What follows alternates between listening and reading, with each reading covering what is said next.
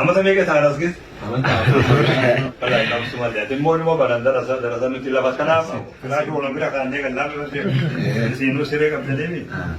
Uti afatu makana afanda. Kafa galmi tanaga nama afurin galla. Tenya rabbuma wala bide mane namni khan jahan do gide gide afura furfata. Ono tenya bakiyasi khan kajulleti. Amma hirata warra barattotaan asin nyaadhamu jira. Amma kun nyaata barataati kana nyaanne. Bas wala. Kota taashe.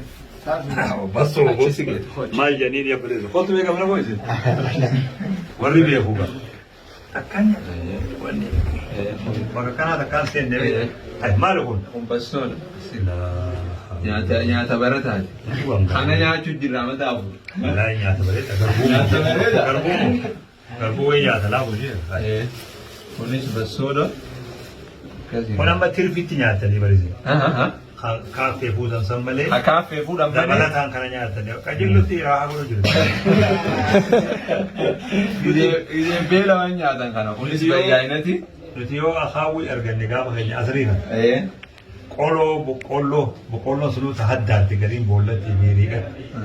San nyaataa ture. Biddeen kana nuti yoo garri gaafa dubbii birooti biratti. Darajaarraa olaanu. Kun dabalata gaa kaaffee kan nyaataman malee dabalata. Tirfii jirta bara. Akka gaarii nyaatu jirta. Akka eegala. Akka rabbi. Nuti gaafa darbummaa jirru. Asli kana akaawwi boqqolloo haddaan beektee boolla yoo sanillee argame akka kudha jaha moo kudha shan akkasitti qiyame. Isaan afaan afaan lakkoo jedhanii taifii fi bukaana keessa. Mata kudha jaha waan dhiyaatu. Akkasii beeku. Nama kudha sadiin nyaata nama shanii nyaata. Nyaanni sunuu biddeena lama qaqallaa akkanaa. Nama kudha sadiin irraa shan qofaa qaariyaa qaba. Irraa hafaan qaariyaa qaba.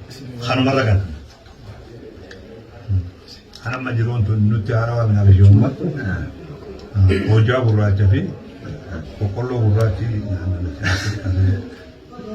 kitaaba garii irraa talee sana. Ilaacha kana itaa walirra afnee itaa sana yeroo afnaa uga torbaa tokko taifii itti dhalataa. Hedduun ittiin qaatu jedhamu. Kuma nuti hin dhagahamu waan ajaa'ibaati. Mana takka. Qaamni bareedu. Amaramadhaa. Baarakallahu fiikum.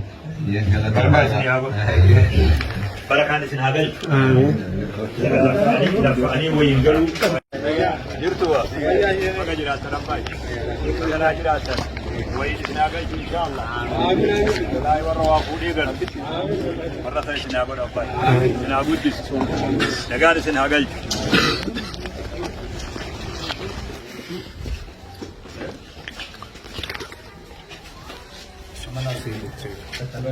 أنا يسأل أجب بليلة